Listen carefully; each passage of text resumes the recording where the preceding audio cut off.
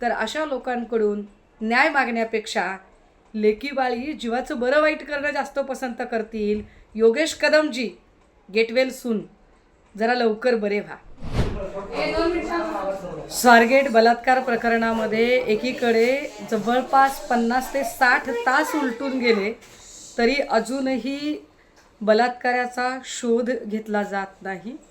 वरून सरकार पक्षाकडून या सगळ्या संदर्भाने वेगात तपास करणं अपेक्षित असताना महिला आयोगाच्या अध्यक्षा इथल्या बायकांना ज्ञान पाजळत राहतात की बायकांनी कसं वागलं पाहिजे, बायकांनी काय काळजी घेतली पाहिजे, तरुणींनी काय काळजी घेतली पाहिजे, म्हणजे सरकारने काय काळजी घेतली पाहिजे, सरकारने काय केलं पाहिजे यावर त्या चकार शब्द बोलत नाहीत.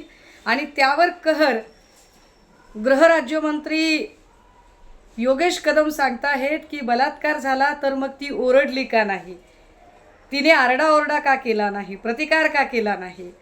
जेव्हा की आपल्याला या सगळ्या घटनाक्रमामधली परिस्थितीच माहीत नाही, आपल्याला काही माहीत नाही आहे की काय झालं असेल, नेमकं काय घडलं असेल, ती भेदरली असेल का, ती घाबरली असेल का, ती बेशुद्ध झाली असेल का, किंवा तिला काही जीवे मारण्याचा धाक दाखवला असेल का, तिच्यासोबत अजून काही घडलं असेल का, याच्यापैकी कुठलाही शहानिशा न करता एका सरकार दरबारच्या मंत्रिपदावरची व्यक्ती इतकी बेजबाबदार आणि इतक्या असंवेदनशील पद्धतीने जर व्यक्त होत असेल तर महाराष्ट्रातल्या या सगळ्या लेकीबाळी जर कधी अन्याय अत्याचार झाला तर कशाला न्याय मागायला जातील.